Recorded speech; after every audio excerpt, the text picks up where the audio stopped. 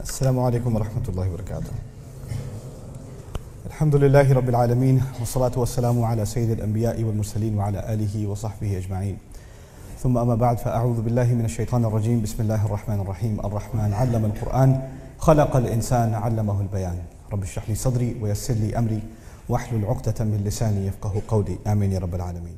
এখন চলুন এই অসাধারণ সূরা নিয়ে কথা বলি। এটা কততম সূরা বলুন তো? কি শুনতে পাচ্ছি না? খুব ভালো, 55। এর আগের সূরাটি কি ছিল? না, আগের সূরাটি, পরেরটা নয়। ওয়াকিয়া ঠিক আছে, কিন্তু এটা পরেরটা। কমার, খুব ভালো, সূরাতুল কমার। সূরাতুল কমার এই সূরার আগের সূরা, আর সূরাতুল ওয়াকিয়া এই সূরাটির পরের সূরা। এটা সূরাতুল কমার আর সূরাতুল ওয়াকিয়ার মধ্যবর্তী সূরা। এখন এটি গুরুত্বপূর্ণ, কারণ অনেক সময়ই যখন আমরা কোরআন নিয়ে কথা বলি, আমরা এমনভাবে বলি যেন এটা কোনো কিতাব নয়, কিন্তু এটা একটা কিতাব, সব কিছু সংযুক্ত। আওয়াজটা একটু কমিয়ে দিন যেন ইকো কম হয়। এটা কিন্তু একটা কিতাব, সব কিছু সংযুক্ত, একে অপরের সাথে সংশ্লিষ্ট। তো আমি আপনাদের দেখাবো কিভাবে এই সূরাটি সূরাতুল কমারের সাথে যুক্ত। অল্প একটু দেখাবো, খুব বেশি বিস্তারিত বলবো না এই বিষয়টি নিয়ে। এরপর অল্প করে দেখাবো কিভাবে এই সূরাটি আবার সূরাতুল আল ওয়াকিয়ার সাথেও যুক্ত। তাহলে আমরা বুঝতে পারবো এই সূরাটির পরিবেশ কী রকম। এরপর ইনশাআল্লাহ তাআলা আমরা সূরাটির ভেতরে প্রবেশ করব। সূরাতুল কমারের ভেতরে একদম শুরুতে ইকতারাবাতিস সাআতু ওয়ানশাক্কাল কমার ওয়া ইন ইয়ারাউ কুল্লা আয়াতিন ইউরিদু ওয়া ইয়াকুলু সিহরাম মুস্তামির। নবীজি সাল্লাল্লাহু আলাইহি সাল্লামকে যে মুজিজা দেওয়া হয়েছিল তা হলো যে তিনি চাঁদের দিকে ইশারা করলেন, আর চাঁদটি দুই ভাগ হয়ে গেল। পুরো আরব অঞ্চল এটা দেখেছিল, সবাই এটা দেখতে পেয়েছিল। এমনকি শুধু তাই নয়, অনারব অঞ্চলগুলোর যেখানে তখন রাত ছিল তারাও এই ঘটনা দেখতে পেয়েছিল। এজন্য ইসলামিক বিবরণ ছাড়াও অন্য স্থানের বিবরণও আছে এই ঘটনা সম্পর্কে। এই ঘটনা সম্পর্কে পার্সিয়ান বিবরণও আছে, বাহিরের অঞ্চলের বিবরণও আছে এটা নিয়ে। কিন্তু যাই হোক, কুরাইশরা এটা দেখল। এরা ছিল নবী সাল্লাল্লাহু আলাইহি সাল্লামের আশেপাশেরই মানুষ। তারা রসুল সাল্লাল্লাহু আলাইহি সাল্লামকে দেয়া এই মুজিজা প্রত্যক্ষ করেছিল। সেটা কি ছিল? চাঁদ দ্বিখণ্ডিত হওয়া। আল্লাহ এটা কিভাবে বর্ণনা করেন? আল্লাহ বলেন, ইকতারাবাতিস সাআতু ওয়ানশাক্কাল কমার। সময় যখন ঘনিয়ে এসেছে আর চন্দ্র দ্বিখণ্ডিত হয়েছে। কিসের সময়? কি নিয়ে বলা হচ্ছে? বিচার দিবস। কেন জানেন? কারণ আল্লাহর এই অলৌকিক ঘটনাগুলো, বিশেষ করে আল্লাহ তো আগেও মুজিজা দিয়েছিলেন। আল্লাহ মুসা আলাইহিস সালামকে মুজিজা দিয়েছিলেন, আল্লাহ ঈসা আলাইহিস সালামকে মুজিজা দিয়েছিলেন। এটাই প্রথম অলৌকিক ঘটনা না, কিন্তু এই মুজিজা দেয়া হয়েছে রাসূলুল্লাহ সাল্লাল্লাহু আলাইহি সাল্লামকে। আর রাসূলুল্লাহ সাল্লাল্লাহু আলাইহি সাল্লাম হলেন বিচার দিবসের সবচাইতে নিকটবর্তী, বিচার দিনের সবচাইতে কাছাকাছি। তাই তাকে যখন কোনো মুজিজা দেয়া হলো, আপনি বুঝে নেবেন যে অন্য যে কোনো নবীর চাইতে সেই সময় সবচাইতে নিকটে চলে এসেছে। এজন্যই তিনি বলেন, আন ওয়াসাকা হাতাইন, আমি আর সেই সময় হলো যেন পাশাপাশি দুটি আঙুল, পাশাপাশি দুটো আঙুল ধরুন। বিচার দিবসের এতটাই কাছাকাছি নবী সাল্লাল্লাহু আলাইহি সাল্লাম। এখন নবীজি সাল্লাল্লাহু আলাইহি সাল্লামকে একটি মুজিজা দেয়া হলো। আপনারা বলুন তো কোনটি? কোন মুজিজা দেয়া হয়েছিল? চন্দ্রের দ্বিখণ্ডিত হওয়া। আর আল্লাহ এটি ব্যবহার করে বলেছেন যে সময় খুব কাছে চলে এসেছে।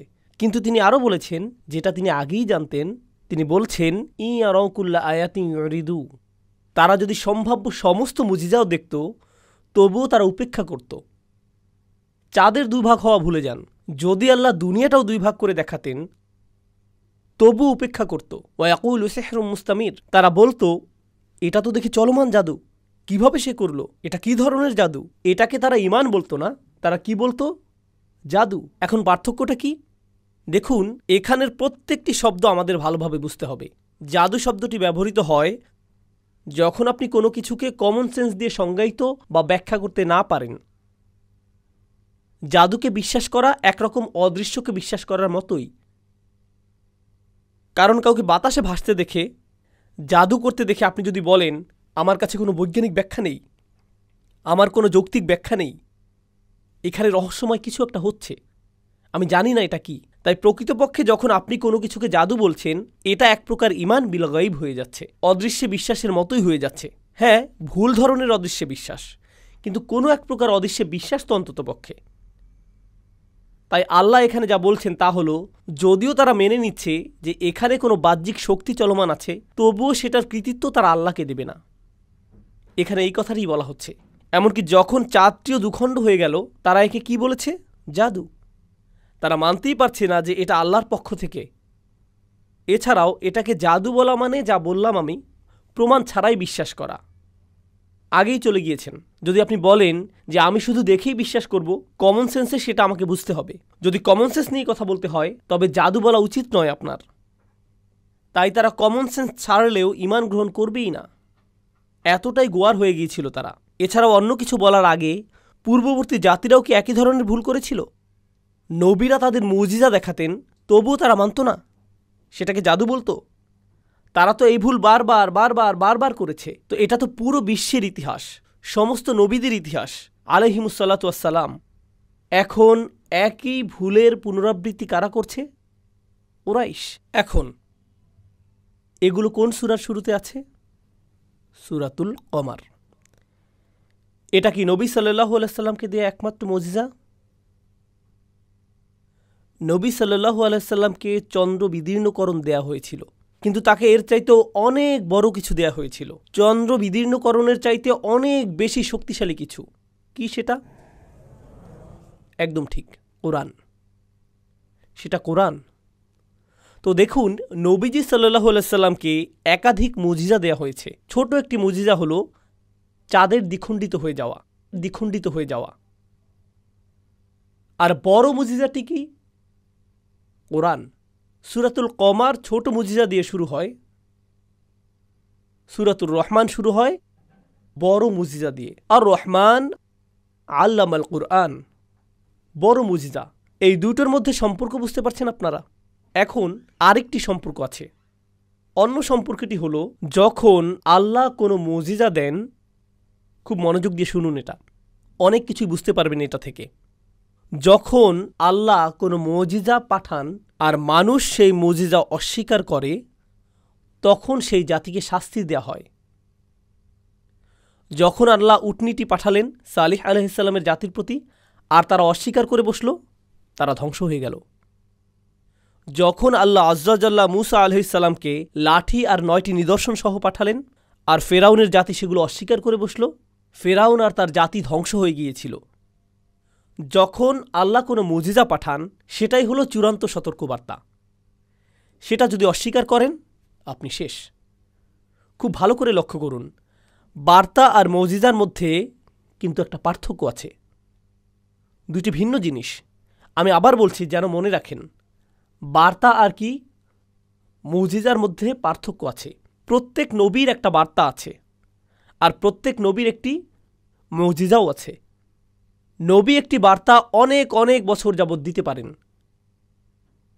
তিনি কোনো বার্তা অনেক বছর যাবৎ দিতে পারেন, কিন্তু আল্লাহ তাতে সেই জাতিকে ধ্বংস করে দেবেন না। কিন্তু যখন নবীকে কোনো মুজিজা দেয়া হয় আর জাতি বলে যে আমাদের কিছুই যায় আসে না, এটা জাদু, মিথ্যা জিনিস, তখন সেই জাতিকে কি ধ্বংস করা হয়। এখন আপনাদের একটি কঠিন প্রশ্ন করি, দেখুন উত্তর দিতে পারেন কিনা। কোন নবীকে রসুল সাল্লাল্লাহু আলাইহি সাল্লামের আগে পাঠানো হয়েছিল? রাসূলুল্লাহর আগের শেষজন, রাসূলুল্লাহর সবচাইতে কাছের জন সাল্লাল্লাহু আলাইহি সাল্লাম কে ছিলেন? খুব ভালো, ঈসা আলাইহিস সালাম। ঈসা আলাইহিস সালামকে কি মুজিজা দেয়া হয়েছিল? হ্যাঁ, তাকে মুজিজা দেয়া হয়েছিল। তাকে নিয়ে শুধু একটি জিনিস বলি, তিনি তাকে বিশ্বাস করা অল্প কয়েকজন লোকের সাথে ছিলেন, আল হাওয়ারিয়ুন, অল্প কজন মানুষ। আর তারা বড় বিপদে আছে, কারণ বনু ইসরাইল তাদের বিরুদ্ধে মিথ্যা সাক্ষী দিয়েছে রোমান সাম্রাজ্যের কাছে, আর এখন তাদেরকে আসামি হিসেবে মনে করা হচ্ছে, এজন্য তাদেরকে হত্যা করা হবে। তো তারা ভয়ে আছেন। হাওয়ারিয়ুন, ঈসা আলাইহিস সালামের সাহাবা, তার সঙ্গীগণ ভয় পাচ্ছেন এখন। তো তারা তাকে বললেন, কারণ তারা তো ভয় পাচ্ছেন, তাকে বিশ্বাস করেন তারা, কিন্তু ভালো বোধ করার জন্য তাকে বললেন, আপনি কি আল্লাহর কাছে দোয়া করবেন যেন তিনি মাইদাতাম মিনাস সামা, অর্থাৎ তিনি যেন এক টেবিল খাদ্য পাঠান আসমান থেকে। বুঝতে পারছেন? আপনারা গল্পটি জানেন? আচ্ছা, বনি ইসরায়েলরা কি আগে কখনো মুজিজা দেখেছে? তারা আগেও মুজিজা দেখেছে, একবার নাকি অনেকবার? অনেকবার। তাতে কি কাজ হয়েছে? না। আর ইনি হলেন বনি ইসরায়েলের কাছে পাঠানো সর্বশেষ নবী, ঠিক? কারণ পরের নবী হলেন রাসূলুল্লাহ সাল্লাল্লাহু আলাইহি সাল্লাম, আর তিনি কি সমস্ত মানবজাতির কাছে প্রেরিত, আর ইনি বনি ইসরায়েলের প্রতি সর্বশেষ নবী। আর এই অল্প কয়েকজনই সত্যিকার অর্থে ঈসা আলাইহিস সালামকে বিশ্বাস করে। আর এখন তারা কি চাচ্ছেন? বার্তা নাকি মুজিজা? তারা মুজিজা চাচ্ছেন। ও হো হো হো হো হো হো। ঈসা আলাইহিস সালাম বললেন, ইত্তাকুল্লাহ, আল্লাহকে ভয় করো, তোমরা জানো না তোমরা কি চাচ্ছ। আর আল্লাহ আজ্জা জাল্লা উত্তর দিলেন, ইন্নী মুনাজ্জিলুহা আলাইকুম, তোমাদের তা পাঠাচ্ছি, আমি তোমাদেরকে এটা পাঠাচ্ছি, কিন্তু যদি এর পরে তোমরা অবিশ্বাস করো, ফাইন্নী উআযযিবুহু আযাবান লা উআযযিবুহু আহাদাম মিনাল আলামিন, তাহলে আমি তাকে এমন শাস্তি দেব যেই শাস্তি আমি না কোনো জাতিকে, না কোনো প্রজন্মে, এমনকি পুরো মানবজাতির ইতিহাসে কখনোই কাউকে দেইনি। পুরো কোরআনে আযাব সম্পর্কে এই আয়াতের চাইতে রাগান্বিত আর কোনো আয়াত কোথাও নেই। শাস্তি নিয়ে এই আয়াতের চাইতে বড় কোনো আয়াতই নেই। কেন আল্লাহ এত রেগে গেলেন? কারণ আল্লাহ খুবই রাগ করেন যখন আপনি মুজিজা অস্বীকার করেন। এটা যেন তেন কোনো মুজিজা নয়। বনি ইসরায়েলকে অনেক অনেক মুজিজা দেওয়া হয়েছিল, তাই তাদের তো দায়িত্ববোধ বেশি থাকার কথা। এজন্যই এই আয়াত এসেছিল। এটা কিন্তু খুবই ভয়ানক অপরাধ হয়ে যাবে। আচ্ছা, এখন চলুন ফিরে আসি রসুলুল্লাহ সাল্লাল্লাহু আলাইহি সাল্লামের কাছে। তাছাড়া আবার বলি, রসুলুল্লাহ সাল্লাল্লাহু আলাইহি সাল্লাম দুইটি মুজিজা পেলেন। মুজিজা দুটি কি ছিল? একটা ছোট আর একটা বড়। ছোটটা কি? চাঁদ। খুব ভালো। বড়টা কি ছিল? কোরআন। কিন্তু এখানে পার্থক্য আছে। আসুন কোরআন নিয়ে কথা বলি, কারণ এটিই হলো নবী সাল্লাল্লাহু আলাইহি সাল্লামের প্রধান মুজিজা, কোরআন। আপনারা কি অন্যান্য নবীদের কিছু মুজিজার নাম বলতে পারেন? পূর্ববর্তী নবীদের কোনো মুজিজা আপনাদের মনে আছে? মুসা আলাইহিস সালামের ব্যাপারে তাকে কি দেয়া হয়েছিল? তিনি লাঠি পেয়েছিলেন, যেটা কি সাপ হয়ে যেত। আচ্ছা, ঈসা আলাইহিস সালাম কি পেয়েছিলেন? আল্লাহর অনুমতি ক্রমে সুস্থ করে দেয়া। কাদা নিয়ে পাখির মূর্তি বানিয়ে তাতে ফু দিলে আল্লাহর ইচ্ছায় তা জীবিত পাখি হয়ে যেত। এগুলো হলো ঈসা আলাইহিস সালামকে দেয়া মুজিজার কিছু উদাহরণ। এগুলো ভালো উদাহরণ। কিন্তু আপনাদেরকে বলি, তখন যদি আমাদের ভিডিও ক্যামেরা থাকতো, যদি আমাদের থাকতো সেগুলো, তাহলে এইসব মুজিজা ইউটিউবে পেতাম, তাই না? আর যদি আসলেই ভিডিও ক্যামেরা থাকতো, তাহলে আমরা এখন মুজিজাগুলো দেখতে পেতাম। কিন্তু আমাদের কি তখন ক্যামেরা ছিল? না। তাই আমরা এসব মুজিজা আর দেখি না। আমরা শুধু কি? আমরা শুধু সেগুলো শুনি। এখন আমাকে বলুন তো, চোখে মুজিজা দেখা আর মুজিজা সম্পর্কে শোনা, এই দুটো কি এক? কেউ যদি কোনো লাঠিকে দেখে সাপ হয়ে গেছে, সাপ হয়ে গেছে, এরপর তারা বুড়ো হবার পর তাদের নাতি নাতনিদের বলছে, জানো আমরা একটি লাঠি দেখেছিলাম, সাপ হয়ে গিয়েছিল। সেই বাচ্চাগুলো বলবে, দাদা তুমি সেই একই গল্প আমাকে 50 বার বলেছ, অন্য কোনো গল্প বলো। যে এটা দেখেছিল চমকে গিয়েছিল, কিন্তু যে শুনেছে সেটা সে বিশ্বাস করেছে, কিন্তু সে কি হয়নি? কেন জানেন? কারণ যারা দেখেছিল তাদের কাছে অলৌকিক ছিল, আর যারা এটা শুনেছে তাদের কাছে সেটা শুধুই একটা বার্তা। মনে আছে আপনাদেরকে দুইটি জিনিস বলেছিলাম, বার্তা আর অন্যটি হলো অলৌকিকতা। যেসব মানুষ পরে এসেছে তাদের কাছে এটা আর অলৌকিক নয়। আর বার্তার বিষয় হলো আপনাকে শুধু বিশ্বাস করতে হবে। আর অলৌকিকের ক্ষেত্রে যেই তা দেখবে তাকে বলতেই হবে, কি ঈমান না আনলেও তাদেরকে বলতে হবে জাদু। তাদের কোনো অবাক করা কিছু বলতেই হবে। কিন্তু বার্তার ব্যাপারে আপনি বিশ্বাস করতেও পারেন, আবার নাও করতে পারেন। তো নবীজি সাল্লাল্লাহু আলাইহি সাল্লামের সমস্ত মুজিজার ক্ষেত্রে সেগুলো চোখে দেখতে হতো, চোখে দেখা লেগেছে। আর যেসব মানুষ এসব মুজিজা দেখতে পেরেছে তারা হলো যারা তখন বেঁচে ছিল। এমনকি তাদের নিজেদের সন্তানদের বেলায়ও এগুলো মুজিজা ছিল না, এগুলো শুধুই কি ছিল? বার্তা। পার্থক্যটা বুঝতে পারছেন? কোন মুজিজাটি সবচাইতে বড় মুজিজা? সবচাইতে বড় কোরআন। কোরআন কি দেখা যায়? কোরআন দেখা যায়? قل أوحي إلي أنه استمع نفر من الجن فقالوا إنا سمعنا قرآنا عجبا يا أيها الناس ضرب مثل فاستمعوا له وقالوا سمعنا وأطعنا গুফরানাকা রব্বানা ওয়া ইলাইকাল মাসির, ইয়াসমাউ আয়াতিল্লাহি তুতলা আলাইহি। বারবার বারবার বারবার কোরআনের মধ্যে আল্লাহ বলেই যাচ্ছেন যে কোরআন দেখা হয় না, কোরআন কি শোনা হয়, শুধু বার্তাবাহককে দেখা হয়। এর আগের প্রত্যেকটি মুজিজা ছিল চোখের জন্য, চোখের জন্য। এবারই প্রথম মুজিজাটি কিসের জন্য? কানের জন্য। এমনটা আগে কখনো হয়নি, কখনোই হয়নি। প্রত্যেকবারই মুজিজা ছিল চোখে দেখার জন্য। এখন নবীজিকে কয়টি জিনিস দেওয়া হয়েছিল? আপনাদের দুইটি জিনিস বলেছি, একটি বার্তা আর একটি মুজিজা। নবীদের ইতিহাসে আলাইহিমুস সালাতু ওয়াস সালাম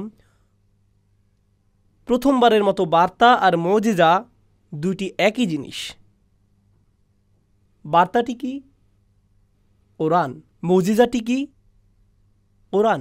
দুটোই এক। এর আগে কখনো এমন হয়নি, দুটো সবসময় আলাদা ছিল। সালেহ আলাইহিস সালামের বার্তা ছিল একটি, আর সালেহ আলাইহিস সালামের মুজিজা ছিল উট, তাই না? উটটি বার্তা ছিল না, উট বার্তা ছিল না, শুধুই মুজিজা ছিল। মুসা আলাইহিস সালামের বার্তা ছিল একটি জিনিস, আর মুসা আলাইহিস সালামের মুজিজা ছিল সেই লাঠিটি, সেই লাঠিটি। সেটা লাঠি ছিল, লাঠিটি বার্তা ছিল না, মুজিজা ছিল। রাসূলুল্লাহ সাল্লাল্লাহু আলাইহি সাল্লামের সাথে কি হয়েছিল? কোরআনই হলো বার্তা, আবার কোরআনই হলো মুজিজা। এমন আগে হয়নি। এটা একটু জটিল, এটা একটু জটিল। কারণ যদি এটা মুজিজাই হয়, তবে মুজিজা অস্বীকার করলে কি হয়? আপনাদেরকে আগেই বলেছি, যে জাতি মুজিজা অস্বীকার করেছে তারা ধ্বংস হয়েছে। কিন্তু আল্লাহ আজ্জা ওয়া জাল্লা সূরাতুল কমার, আমি এখনও সূরাতুল কমার নিয়ে বলছি, আমাদের শুরু করতে হবে। তবুও সূরাতুল কমারে আল্লাহ বারবার বারবার বলছেন, তিনি ধ্বংসপ্রাপ্ত জাতিদের কথা বলছেন। কাযযাবাত কওমু নূহিন ফাকাযযাবু আবাদান ওয়া ক্বালু মাজনুন ওয়াজদুজির ফাদাআ রাব্বাহু আন্নী মাগলুবুন ফান্তাসির।